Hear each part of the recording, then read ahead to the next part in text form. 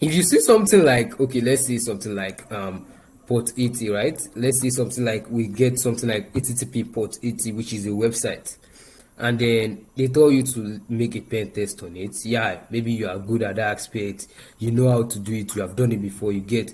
So what if somebody now give you SSH, which is port 22? How do you go about, because you know HTTP and SSH are not the same protocol, how do you go about pen testing in SSH when you are not giving HTTP? You get. Although you get to see all these protocols when we as we move on, you get to see all these protocols in different challenges.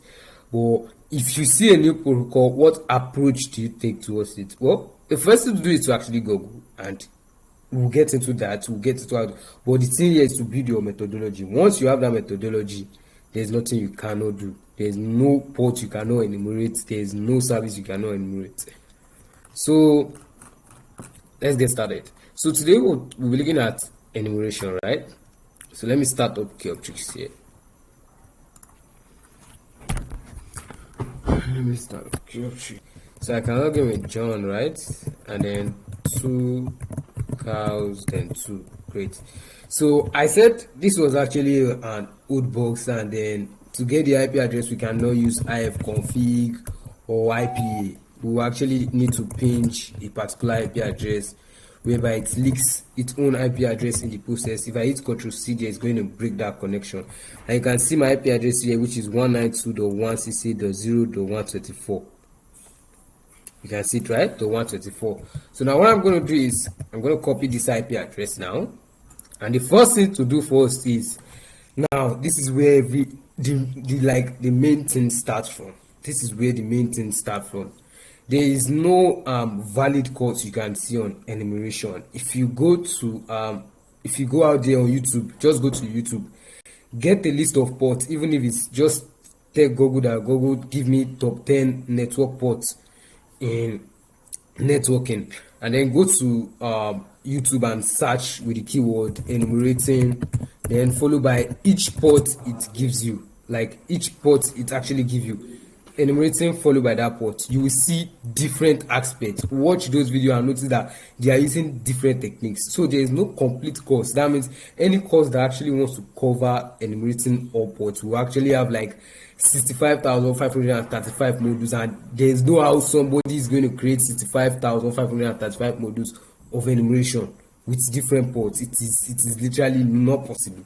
It is literally because it takes a lot of process. There are a lot of different processes to go with different ports. So the first thing to do generally when you are given an IP address, because in pen testing what you should be looking out for is IP address. IP address. If you are given a host name like a website, make sure to resolve it. You can use something like host, then let me say SenseLearner, let me say something like senselearner.com. Now you can see senselearner.com as IP address. Now I can copy this IP address and then start my nmap scan on it. That's the first thing first. Make sure that no matter the kind of host you are given, convert it to a valid IP address first. Once you have an IP address, you can do a lot of stuff with that IP address. So let's keep going. So what I can do now is, I know the box machine ends with 124. I can run my nmap scan, and if you save this file I gave you here, you will see first things first is number one is to run an nmap scan. First of all, get notes, this markdown, this markdown that I told you to download is Obsidian. This is like the whole application here. So make sure to take proper notes. Probably you will want to consider write them in markdown. For example, here are a few alternatives. Always keep sort of reconnaissance running in the background, blah blah blah, like that. So checklist. So the first thing for us to do is to run an nmap scan, and this is like the first thing. I literally used to use this. I added this there. I literally used to use this very often. So I'll just copy this up to this point. You don't need this dollar sign. It does not. I just put the dollar sign just to indicate, you know, that's my last stuff here on my terminal. So I can just paste that in here, and I want you to understand what's going on here. We need to change this arrows. Let me change this arrows. Make sure to clear the arrows and then include 192.168.0.124. If I'm right, the 124. Yeah. So I want you to understand what this nmap scan is doing, and if we have been putting in the work, you understand that what this nmap scan does, it actually run a script and version scan on all 65,535 ports to this particular IP address. Then dash T4 makes our scan faster. Dash dash mean dash rate also makes our faster. Then dash on, which is nmap.txt, saves this file inside. It saves this file inside, like the old nmap results. It saves it inside this nmap.txt. Now I'm going to hit Ctrl C here, right? I'm going to cd // because I don't want to do that yet. So let me create a directory, maybe called let me just say WTCN, right? So I'm going to cd to WTCN because I made that directory. So I'm going to copy this syntax again, and I'm going to clear my screen now and paste it. Great. So now what I like to do is, I love working, because everybody loves, when it comes to pen testing, yeah, we need patience, but at the same time we need to do how to like keep some things running and then doing other things. Now what I do is I add this -v option to my scan for verbosity, so my scan can be able to like talk to me often. I don't want nmap to just show a blank screen, then when it's done it will just give me another terminal prompt. I don't want that. I want it to be talking to me as it's providing the results. So I'm going to click enter now, and okay. I think I don't need the sudo. I don't need that sudo there. So let me just copy this. I don't need that sudo there. Sorry.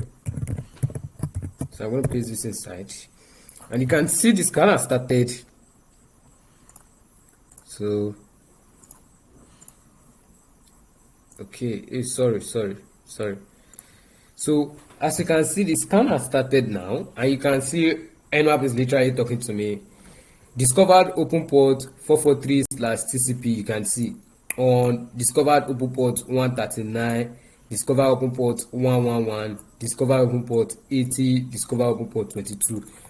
Now we can go back to our checklist here, and what did they say here? They said check for already known vulnerability and exploits. Therefore you can just use Google. Here are a few examples.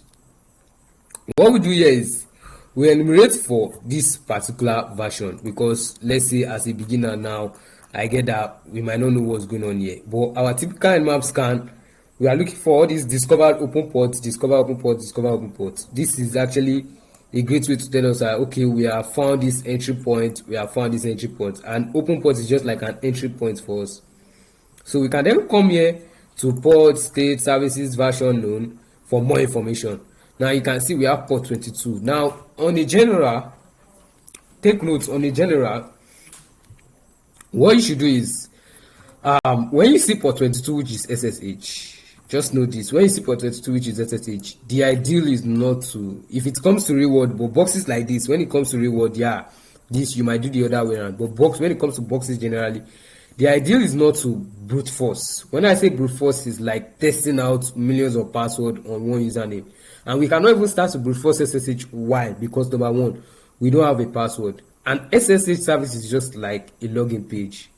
Take a login page whereby you have a username and a password field where you input the correct username and input the correct password, and then you get logged in. That's where SSH is.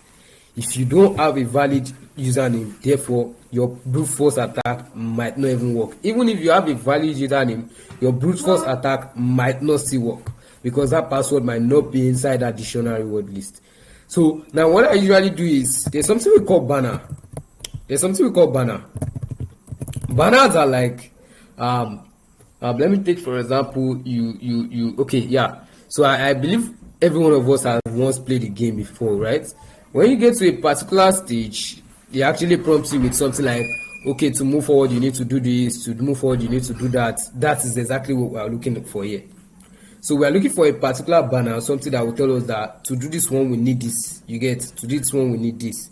So that is why the reason why we will be connecting to SSH without no credential, nothing else. We just need to type in SSH, then followed by the IP address, which is 192.168.0.124. So you can see on the, okay, yeah, exactly. So I was not, remember that syntax I gave us in the group for Pyoptrix. If you still remember, let me just pick it up from the group. So we'll just copy this line like this. I'll just copy selected text, click up again, leave a space, and I'll just paste that here. So now you can see there's no banner here. If there was a banner, it would have told me even before prompting me with this password. it will have told me before prompting with this password. And now even if I type in 2 cows 2, I won't be logging. Why? I'm using the wrong username.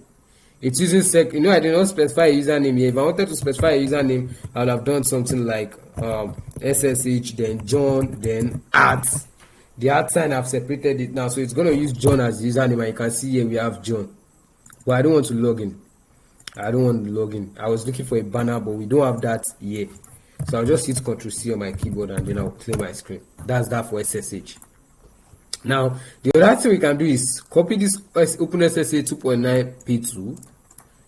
This is actually general stuff, like general, it's a general enumeration process. Copy this version here, come to Google, and then just put in the version, and then just type in exploits or vulnerability. What was stated here, this guide that was stated here: exploits, application vulnerability, application version vulnerability, application exploits, application version POC, application version GTOP, application version GTOP POC. So GTOP POC is just like proof of concept.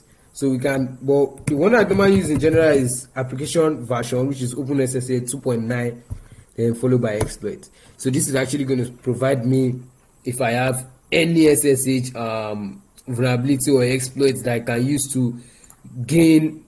The purpose of this is just to like gain access to this system. We don't have any access yet. We don't have any direct access. We have not started interacting directly with this target. So we need a way to, at least, even if it's to get a lower level shell. If you check most pen tests, if you read most pen testing reports, some companies don't allow pen testers. They don't allow pen testers red teamers. If it comes to red teaming, you can compromise the old domain. You can even take over the whole company before they realize that something is going on. But when it comes to pen testing, a client might be like, okay, once you get the user, stop. Like once you have a shell on that user system, once you have gotten, just take for example, when I talk about shell, I'm saying something like, let's say somebody managed to like impute virus on our phones now. The person can actually, malware. The person can actually control our phone from a remote location. That is exactly what is called a shell. A shell is something that they place inside a target system, so that other attacker or the blackout or whatever you want to call them, whenever they want to like communicate with our target, all they just need to do is to spawn up that their controlling machine, which is what we'll get into. We'll talk about controlling machine, which is netcat and metasploit. So they'll be able to like control your machine from anywhere they are. So definitely now we can come here and then start searching for what are we searching for exactly? What are we searching for? We are searching for specific exploits. When I talk about exploits, okay, I will send you a picture on the meaning of exploit, vulnerabilities, different concepts are there. But when we talk about exploits, we are looking for something, a particular application. Yeah, a particular application that allows us to like take over these targets, that allows us to be able to like okay, let me look for the best explanation for this. Take for example, let me say, take for example the time whereby we wanted to activate Mr. Reader's Windows system, right? Whereby we wanted to like activate Mr. Reader's system. What we did was we went to the internet, exactly got a command prompt script, right, and PS1, which is PowerShell script, in order to be able to, and then we turned off your antivirus. You see, that's a security risk there. So normally Windows is meant to turn it back on, so there's no problem with that. But if you have your antivirus turned off, so that means that if you manage to download a malicious content on the internet, right, you manage to download the malicious content on the internet, and then you set it up, or you just spawn it, or you click it on your system, then you know what that is. Game over. Exactly. That's what we call exploit. That exact application that you need to run, that the target has to run before something is going to happen. But there are different types of exploits. Some exploit does not even require the target to even click on it. Some exploits just requires the target to be vulnerable. Once you see that the target is vulnerable to that specific version, forget about it. And yeah, critical exploit like RCE, thank God we are recording this video. If you can just pause it when you like watch it again and search for what is called RCE, which is remote code execution. We have local file execution, we have local file uploads, we have buffer overflow, types of exploits that will actually lead to control takeover of that particular system. And one thing you should always notice, no matter where, if you are playing a CTF or you are doing anything, if you get a shell on the target system, even as a lower privilege user, like lower, we have different, we have in Windows, we have administrator, then followed by your system, whatever you name your system, you still have administrator.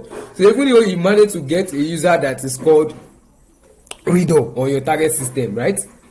Even though you manage to get that user, that particular user, I think you have actually done a great job, because when it comes to reward pen testing, this is actually boxes we need to, there are some things, there are other things we need to do that we will not cover in this particular class. We'll cover that in the advanced class. So now back to the stuff. We have SSH, OpenSSH 2.9.2p, and then we are looking at two stuff here, ExploitDB and Rapid7. Now I want you to also make research on some popular websites that actually offers exploit. These websites host exploits, like they have a bunch of database for hosting exploits. That is just their own job. So now we have SSH user code execution, and this is for Metasploit. I know we have not gotten into Metasploit yet. This is actually an enumeration class. So let me try and open this link and try and open this link. Okay, so we have those two opened now.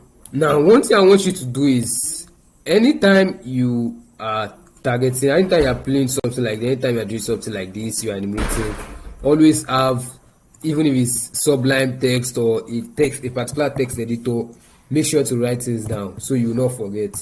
There are some kind of information that you might get that you might not remember, but when you go back to that place, you'll be like, okay, I've done this, I've done that. You get.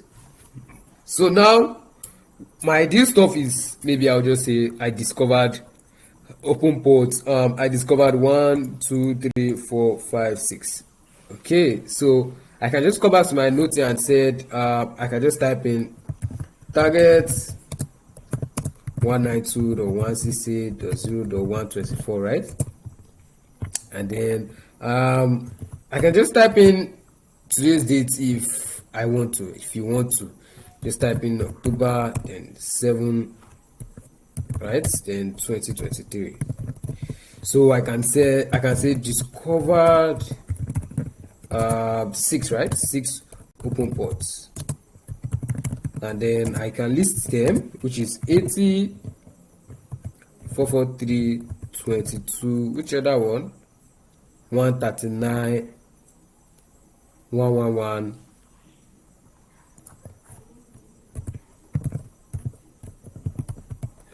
39, 111, and the last one 32,768. So 32,768. Great. So now this is a basic enumeration process. Always write things down. So now what I can do next is, okay, so what I can do next now is, since I have started with OpenSSH, I can just come over here and then I can read. Now you have to read. That is just the thing, you have to read. Now we discover, make sure to always check the version, because all these versions here, they matter. So now we know that we are dealing with 2.9. So if you see something like this exploit is only available to OpenSSH 2.7, please just move away from that blog. It might not work. The probability of it working, it's always low, very, very low. So you can see a buffer overflow condition exists in the OpenSSH server. The condition is exploitable by attackers with valid user credentials. You see, valid user credentials. If I have valid user credentials, what do I need again? What do I need this exploit for? Please, if I have a valid SSH credential, because what I want to do now is I want to actually exploit this target. I want to be able to run commands on this target system. So if I have a valid credential, what do I need this exploit for? So let's keep on reading. Exploitation does not require valid user credentials in versions prior to 2.9.9. You can see. So definitely we know that we are on the right track. This is 2.9. 2.9 saying we don't need a valid credential. The vulnerability is related to the handling of Kerberos 4 TGT/AFS tokens passed by the client. An unbounded strict copy operation may result in a stack overflow in the TGT/token data is malformed. You might just copy this on Google and paste and see what they are trying to, or you can use ChatGPT to elaborate more. Now you can see exploits here.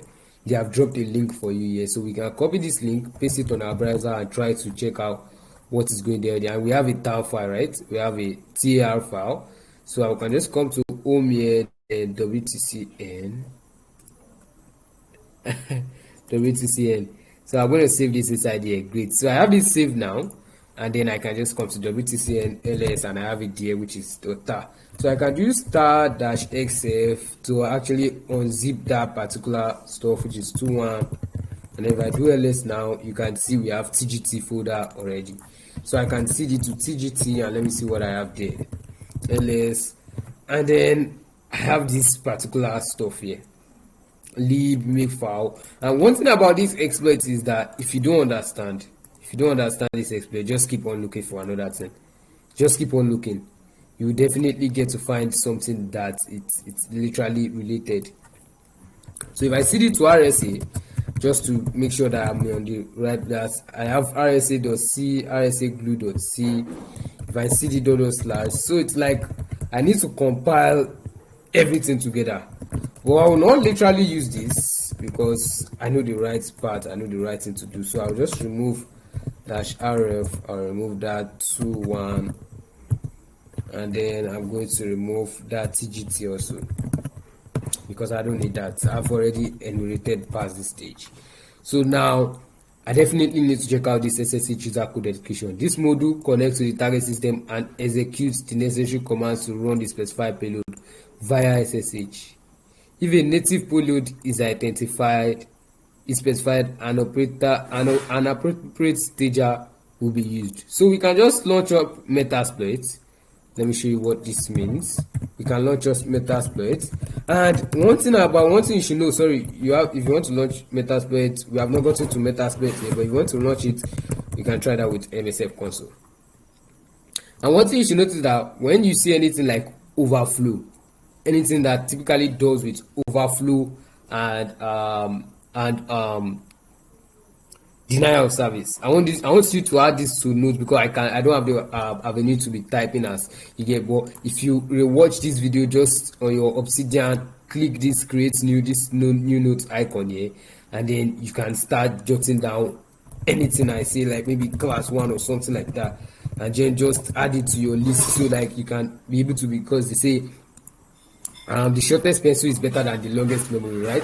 So definitely there's nothing bad in jotting valid points that you feel like will help you down. You get saying that if you see anything like buffer overflow or denial of service on a reward pen test, the ideal is to ask the client first what you need to do. Always ask the client. Communication.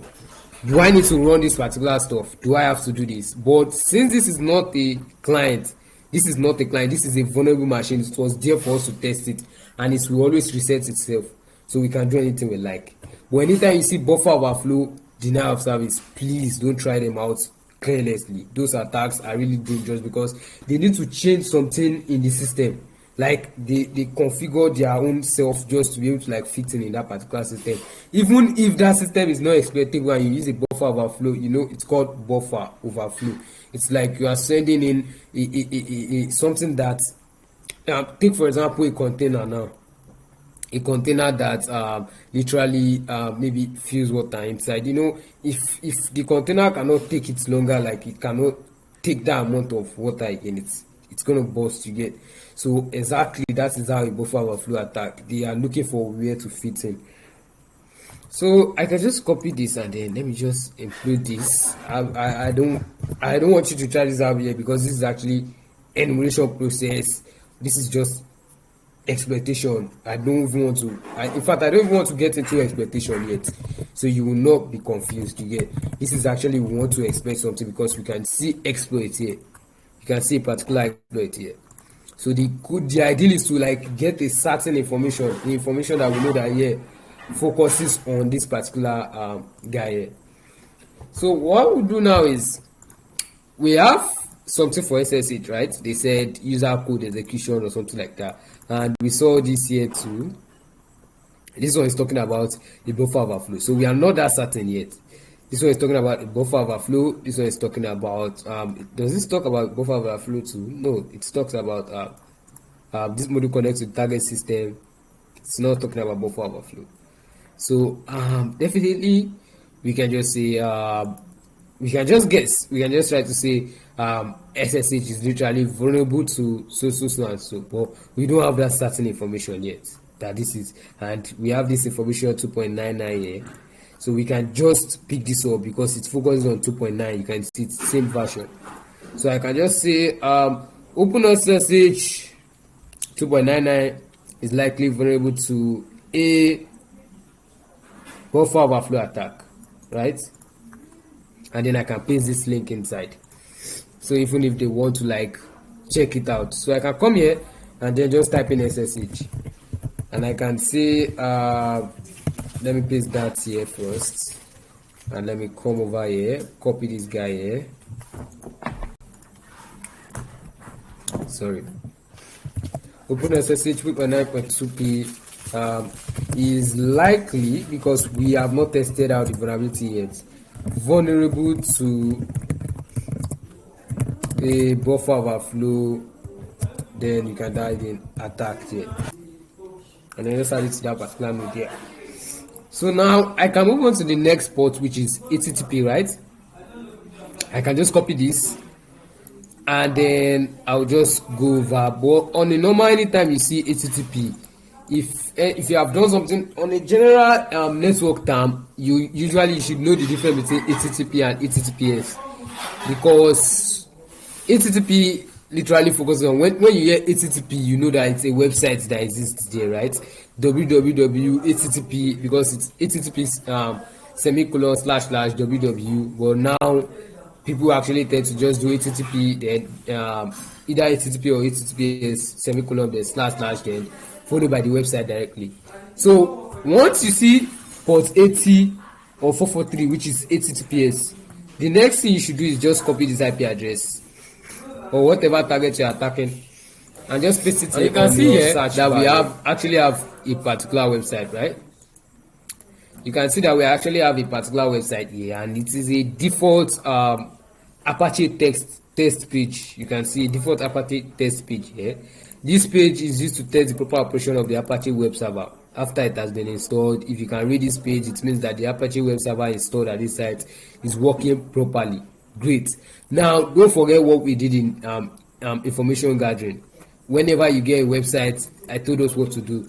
You can check Wapalizer, you can use WhatWeb, you can perform directory buffers, and you can see here we have different technologies here with versions. So we can just copy all of these and then start enumerating them and check Google that okay, mode SSL exploit, mode SSL 2.8.4 vulnerability, what vulnerability exists here, you get. But that will be the first thing I'll do here. The first thing you do when it comes to web pen test is to actually view page source. And once you view page source, the reason why we are viewing page source is not just because we want to view page source or because we want to see the source code being used. Now, we are looking for comments like this. We are watching out for comments like this, something that the developer might have hidden on the page, because some developers tend to hide username and password. Funny enough, some developers tend to hide usernames and password as comments on the website page. So take for example, you have a login page. They are going to like maybe make a few couple of lines, then add the comments there saying your password is this and this. You get, and then you can just see it there written boldly as a comment. But if you come to the normal page, it will not show here. It won't show. So definitely here we know that we don't have much here. but we have few directories that are leading somewhere. I can open this link in new tab. You can see 404 not found. What other link? We are looking for links like this. 404 not found. Red Hat. I think this is the default Red Hat manual page. Icons. And I think that's all. I think that's all we have. Okay, power by. I think that's all we have. Nothing here, nothing much. So what we can do now is the next thing we do is run a directory before us. When we talk about directory before us, if you come here, come to labs checklist, you see it here. Also give what web a try. What web actually tells us the technology. Don't forget, we talked about what web, so we can just do what web, then followed by that particular IP address. So what web is going to tell us if there's a particular stuff, and you can see everything here. 200 okay, Apache 1.3.20. You can see versions, mode SSL 2.8.4. You can see country reserved, ZZ, email. You can see the email, webmaster at example.com, HTTP server, Red Hat, Apache 1.3.20, mode SSL, open SSL. Then you can see the IP title. So these are critical information that we discovered. This is like information disclosure, because seeing a version like this is a goal for us. In fact, it is an happiness to a pen tester that I have a version of an application. Is my own happiness, because why? You are giving me an exact a pointer, just like a target that, okay, yes, is this place I'm going to target. I don't need to go anywhere again, because if I come here now and I just make a list of Apache, let me just say Apache versions. Let me just go to Apache versions and let me open this link in new tab. Let's see. Want to contribute. Let me see, get involved, related project, Tomcat, miscellaneous, version, documentation. Let me check documentation. How many versions? Let's see. Okay, let me just say list of all Apache versions. Great. So Apache version list. You can see this, right? So let's check out this website.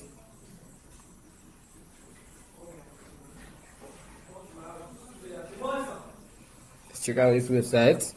So you can see exactly. So list of Apache versions. You can see this, right? 2.4.9, 2.4, Do I want to check all of this? No, I don't even have that time to check all of this. And you can see some websites even use old versions. I don't even know if this is going to take us to website, because 1.2 China rank. Okay, very good. Thank God. You can see it actually blow them out. This is a good practice, because I was not even expected to see the full website. If I was able to see the full website, then this is a security risk, because 1 point is a very old version. In fact, imagine we are using 1.3.20 here, and this is 1.0. People even still put it out there for production.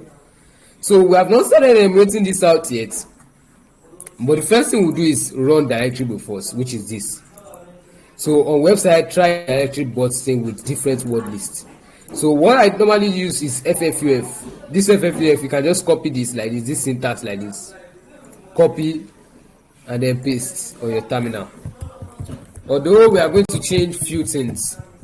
So the few things we are going to change here is this target.com. You can use GoBuster too. Any ones that work for you, you can just make some research on them and then try to understand the concept. 124, right? Yeah,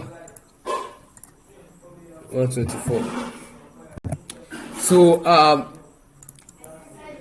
now the first keyword here, you might be wondering that, okay, do I have, no, I mean, is this a directory or something? No, this first keyword tells FFF that, bro, this is the place I want you to check for. We are looking for directories and files, right? We all know what a directory on the website is like, something like this. Let me come to this guy here. Okay, yes, this guy now. You can see /214 2102. So this is a file on this web server. If I remove 2102 and I click enter, you see that it will give me a list of other files. Can you see? So if I click any one here, you can see it will add a slash for me here. You can see. So that is literally what we are looking for. So if we add false keyword here, like the false keyword here, FFEO is going to know that, okay, is this endpoint I'm expected to false for. So now if I just click enter, it will start falsing. So it will start the falsing process, and if it discovers any directory false, you can see we have found one, index.html, we have found manual, we have found mrtg, we have found test.php, we have found usage. You can see we have 5 good directories under this web application. So what can we do? We copy manual. Let's go to manual. We just copy that, come over to our default web page here, and then just add slash then manual. And you can see here it's telling me refuse to connect. Why? Because it's actually converting this IP address. The best practice is to actually add, I don't know if you have heard of DNS before, but DNS is like, it's actually a table, like a database. So if you add this IP address and then you give it a particular host name, like let's say this IP 192.168.0.124, and then maybe you just name it Kioptrix.io. If I actually type in Kioptrix.io here, I'm going to see that default manual page. But when I add the slash manual, you can see it's changing the IP address to 127.0.0.1 instead of 192.168.0.124. It's actually changing the IP address. So if I have this, if I have saved this 192.168.0.124 inside that file, and then I give it Kioptrix.io, and then I add manual, the behavior will not be like this, because it knows that, okay, we are going to Kioptrix.io and then we are including manual. So now we need to by ourselves change this back to 192.168.0.124, and then we have that. And then you can see we have the page now. So make sure to take note of that. So if I click more here, you can see we have some few stuff here, and we have files. Great. This is another information disclosure, since we are not meant to see.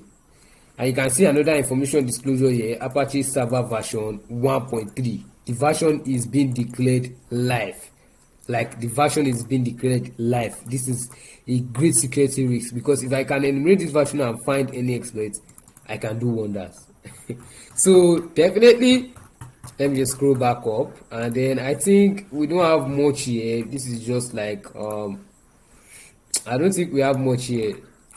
Because you see this module is contained in the mode peer.c file. So it's just like a documentation page of some sort of stuff there. So let's just go back and check mode peer. Let's check CGI.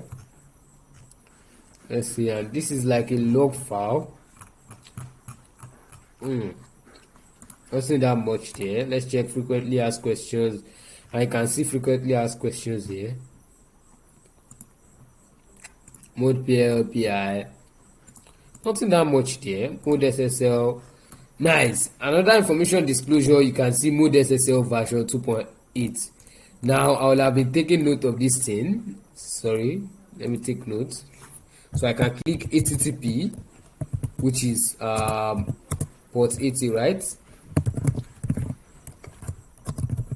So I can say I found mode SSL version 2.8. I found Apache. Let me just copy it from here. I will have taken note of that. I found Apache HTTPD 1.3.20, and let's keep enumerating and see what we find.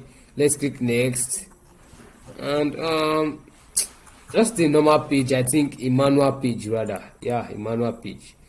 So we have found mode SSL version 2.8. What else do we have? Okay, I think that's all for that directory. Let's look. Let's check MRTG. You might be wondering why I did not check index.html. If you see index.html, it's just like the normal index.html page. Is just, it's still the same as the website, like the default page of the website. It's just that like you are specifying the full part, you know, just like automating something. Like if you type in only the IP address, it's just going to go there. It will pick up the index.html page directly. If you type in index.html, still the same thing. So we can just move on to mrtg. Let me copy mrtg, and then we're going to remove index.html, and I'm going to put slash here and paste in mrtg.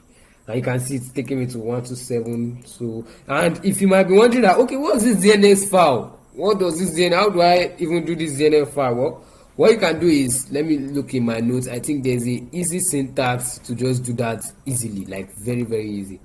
Let me look. Sudo nano etc host slash etc slash host, right? Yeah.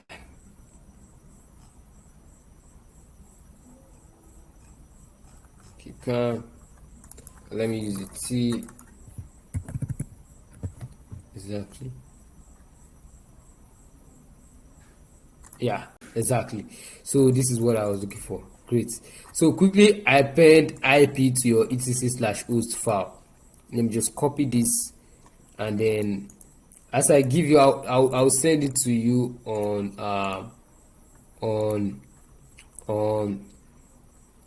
what do I call it? I'll send it to you. I'll send you the updated file on the group.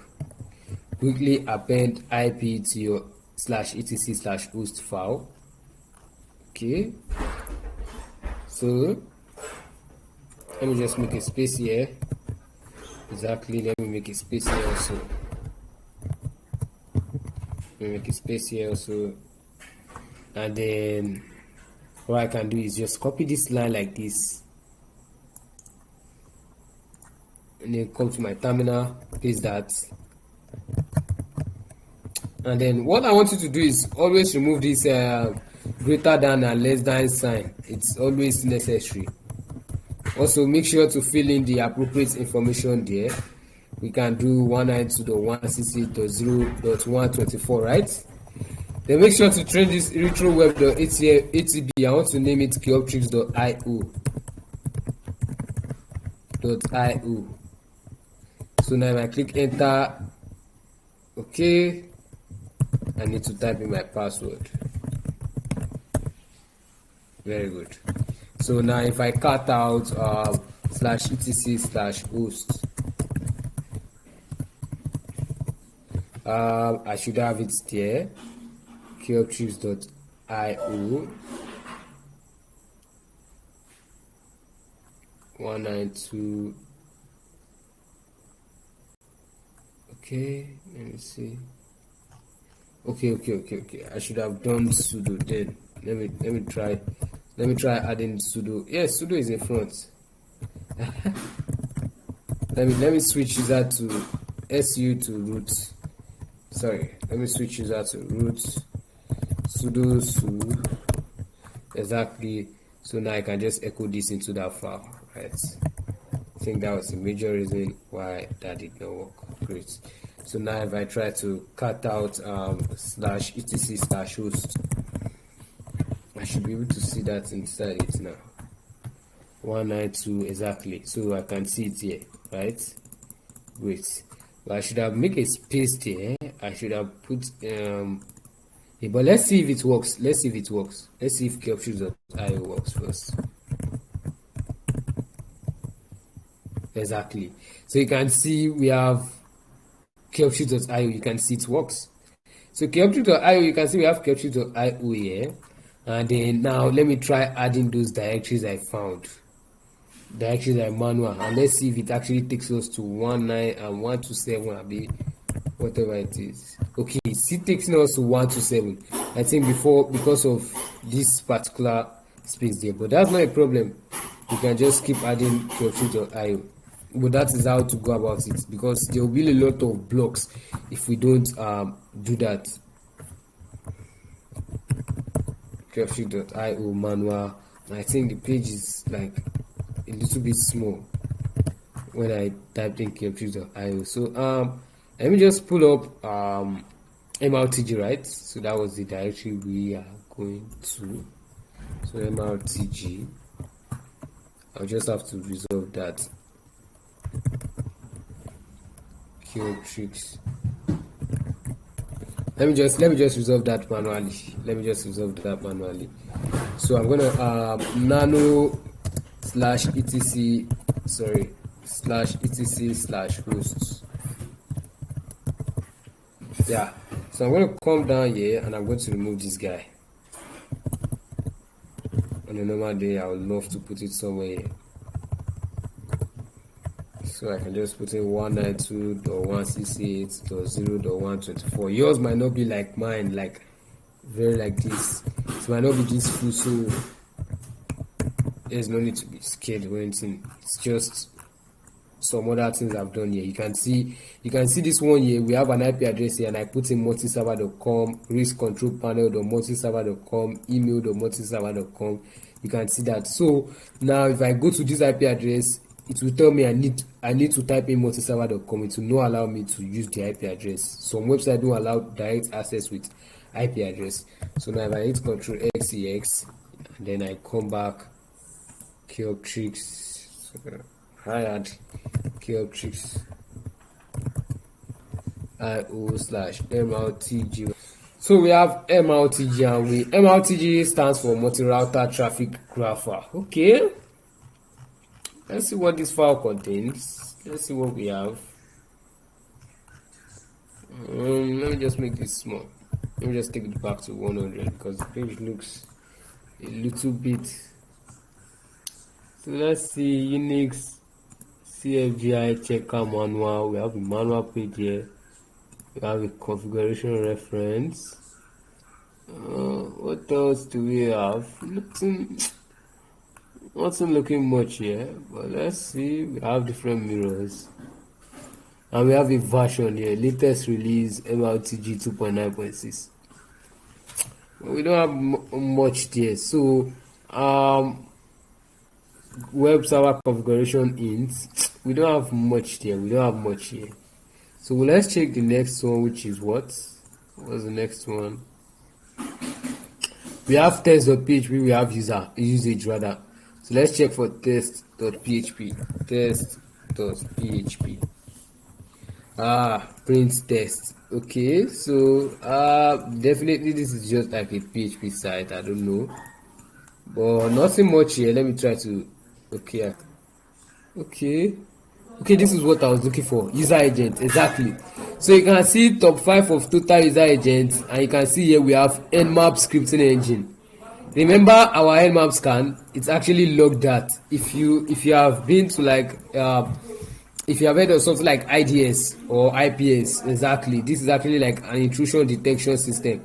You can see here it's telling us that nmap scripting engine, HTTPS nmap, actually tried to do something here, and I think we can have a page that tells us more. Okay, this is just pointing back to the IP address. Let's see if there's anything that talks. Hourly status for September 2023, hourly usage for September 2023, code 404 not found. You can see like that. So definitely I think that's all for this.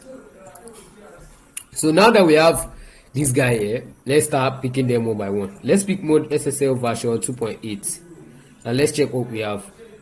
So I'll just copy this, come up here, paste it, and then just type in exploits.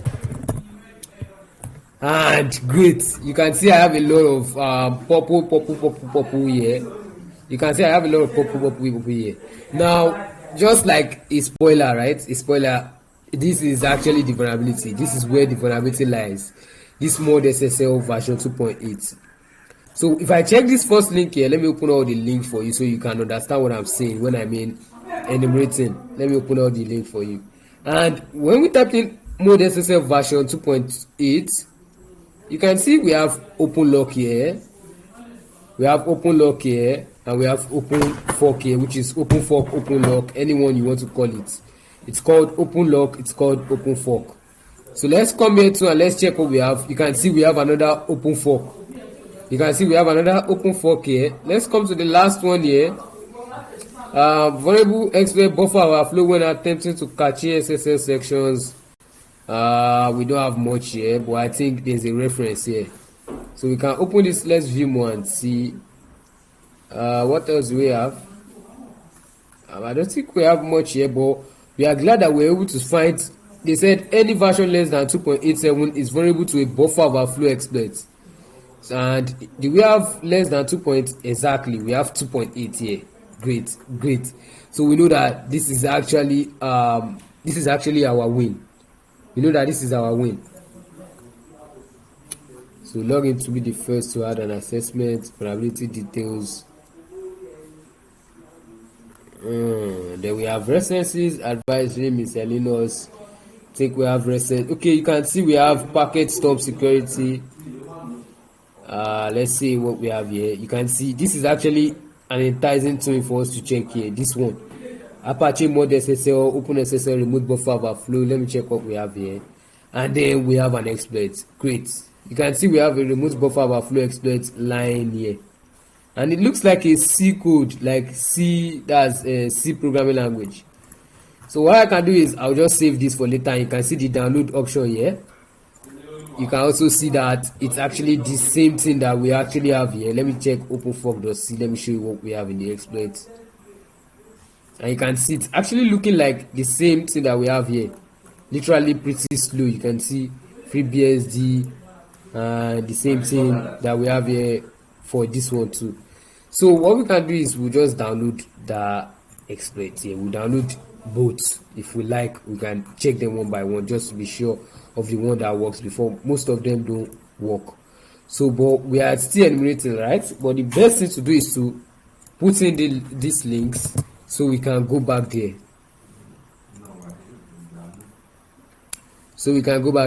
Let's see. So I'll just put in this link, and then I'm going to put in another link, which is this guy here. I'm going to copy this guy. I'm going to put another link. All the link I found, I'm going to put it in. There. Okay, this one too. I have one. So let me just like put this one here. So I found Apache HTTPD 1.3.20. I can copy this also. So let me copy this also, and then let me paste this and type in exploit here. So I have exploits, and then what do I have here too? Okay, I have exploit DB. I have exploit DB here also. I have this also. You can see the link we actually saw then. So we know that this is actually another demonstration. You can see another link here, buffer overflow, and this is actually leading to the same thing. If you remember this link, you can see. So they are both connected. You can see that we know that yes, you get that vibe that this information I'm acquiring is actually accurate. Now we have 100% chance that this guy is actually vulnerable to this open fork exploit. So let me check this one, and I think this is actually another exploit for open mod JK, Apache mod JK 1.2.20. Apache mod JK 1. I don't know if it uses mod JK. I don't think I recorded mod JK except from mod SSL. But it's worth checking this out also, so we can just add it. But I'm not going to add it. I'm going to leave it here. And then let me just keep going. So definitely we know that this guy is linked to we can just say linked to mod SSL.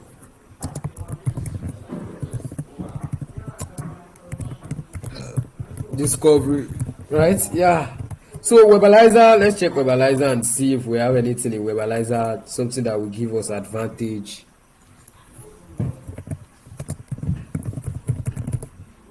Let's see. Okay, I have updated Webalizer. A buffer overflow in Webalizer prior to when configured to use reverse DNS may allow remote attackers to execute arbitrary code. Now these are things that we're looking for. May allow somebody to execute arbitrary code.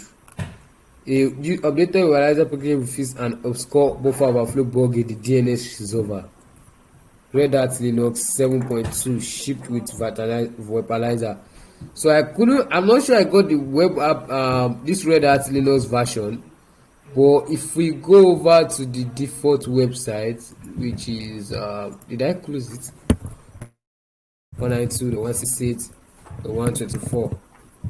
Let me see if I have any version of Red Hat Linux. I don't think I have version here, so I don't want to check that out. I don't want to put that out. And even if I click Red Hat here, or let me check the manual. Let me check what I have in the manual. Red Hat Linux, redhat.com/manual. So I don't think I have much in. Okay, it's true, we have lost this page. So definitely it's an old version. It's an old version, but literally we don't have the version of Red Hat. So our way is not to go through this guy, but let's check.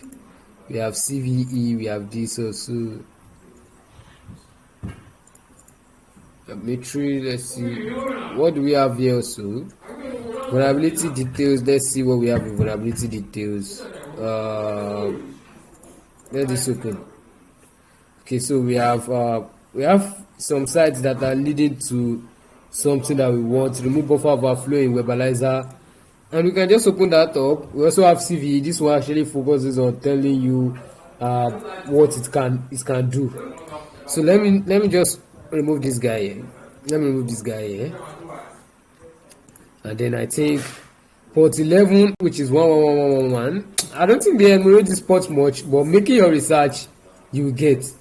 And 139, which is Samba, yes, which is SMB. So for port 139, what we can do is we can use a tool called SMB clients, and then we can just add a -L there. That's capital letter L. Then we'll just put in a slash like this, 4 slashes, that's backslashes, the 192, sorry, 4 slashes, the 168, the 0.124, is it 124 or 129? 124, yeah, 124. So 124, and then I'm going to add 2 slashes at the back. Now what you might be thinking, okay, what is SMB? Well, SMB is it's called server message block, and it's mostly used in Windows for file sharing. That's all I can literally say. Well, you can research more on it, but it's used for file sharing. So we can check if we have any kind of, okay, you can see server does not support extended security, but client use Spengo equals to yes, and client NTLM v2. So if you have actually taken, if you understand Windows very well, you are good at Windows, you will know that NTLM v2 is a type of we like call it authentication method. We have NTLM v1 and NTLM v2. I think v2 is like the updated one. So it's like a type of authentication. It's like a hash, because Windows don't store you when you type in your password, it actually compares. This is how the normal encryption goes. You type in, like if you get the login page on your Windows when you just boot on your computer, you type in your password. So it goes through the process of checking inside this NTLM, which is the SAM file. It checks it and it finds if your password matches with the hash, then it passes it to another service. I think that I'm trying to remember. I think that not Kerberos, or something like that. It's actually an authentication protocol. We have NTLM v1, we have NTLM v2. So it said anonymous login successful, and I've not even logged in yet, but it's asking me for password. So let me just type in anonymous and see. Great. So you can see here that I typed in anonymous and it told me anonymous login successful. When we talk about anonymous, it happens in different protocols. So protocols use anonymous login, protocols like FTP, SFTP. If you type in FTP then followed by the name, the IP address, it will actually tell you can log in with anonymous. Or if you just type in anonymous then no password, anonymous as the username then no password, you actually get logged in. So here you can see we have 2 shares, which is IPC and then admin. We can also use a tool called enum for Linux. If you are not comfortable with this, you can just type in enum for Linux 192 or 168, and then it's going to do its thing. But I prefer it this way. I prefer using the manual method. So what I can do is SMB client -L, and then I'm just going to remove this -L now. and then I'm just going to pick on one of these, maybe IPC, this guy here, this dollar sign here. I'm going to copy it, and then I'll just paste it here like that. Click enter. I'll type in anonymous DB connection refused. So I know that yes, I cannot do anything there. Let me type in anonymous D again because I left a space. Connection refused. So I have admin also. So let's check out for admin. I'll just change this to admin, and then let me type in anonymous, and let me see if I can access admin. DB connection to failed. So you can see we don't have access there. Connection failed. So definitely we know that we are not even checking that place, except if we have a version there, and I don't think we have much of a version there. And I think we have enumerated port 80 already, so there's no need for this 443, because actually all the information we got here, see, we found Webalizer, we found OpenSSL, which is Mod SSL. You can see that everything is still leading to this GitHub link here. So definitely I have gotten my information, and I think that this is game over, because checking the vulnerability lyrics on these guys here, this is actually game over for real. The website is vulnerable to a particular buffer overflow attack that gives us the advantage to become a root user. Remember, we have the valid user login. If we come to Kiosk here, the only way we are able to get the IP address is because we are John here. Remember, when we wanted to log in, I told you to use the username John and the password 2cows2. But truly, if you come here and then you try to cut out /etc/host /etc/password, that's PASSWD, then you pipe it to grep, and then you tell grep to only get home, anything that has home. You can see here that we have John, we have Harold, we have John and Harold. You can see we have John and Harold, and they both have a terminal. Can you see they both have a terminal? But if I want to see anything that has bash now, let me remove this one. Let me put in bash. Let me use bash. Nice.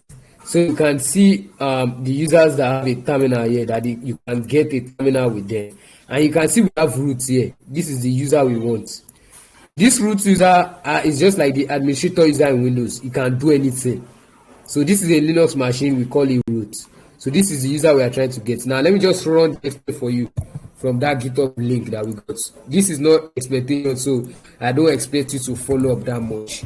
But I want you to go on your own logic upstream machine and try to gather enough information as you can. So let me remove all of this now, since I know that this GitHub link will work for us.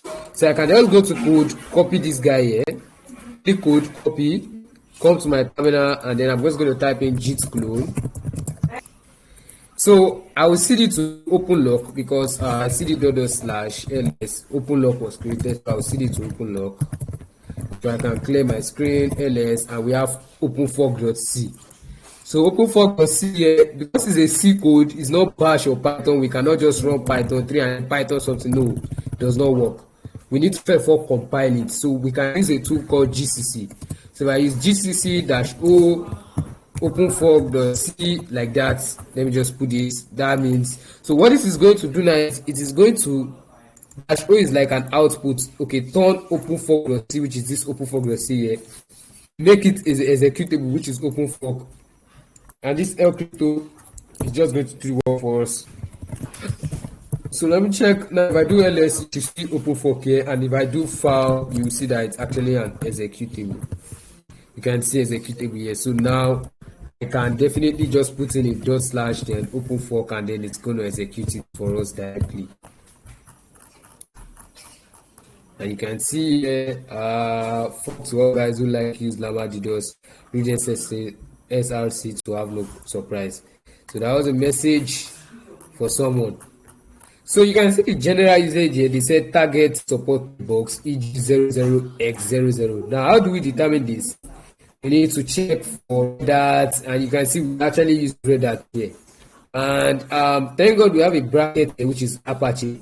And you can see we have Apache 1.3.20. Let's check our side here. We have Apache 1.3.20. We need to meet all these needs. And true, we have Apache 1.3.20. You can see So definitely we know that we are using this one here. So let's copy this.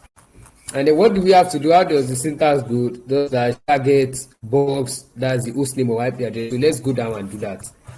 But let me just scroll, let me just open up another new tab, and then I just cd to open log dot slash open fork, right? I'm going to paste that thing there, paste in our IP address to 192.168.0.124. Then the next thing is port, which is port for open SSL connection. And port for SSL connection, don't forget, it is actually 443, which is the website SSL/HTTPS. Please always pay attention to all these details, they matter. If I use this 80, if I specify 80, the expect work, but if I specify 443, it will actually work.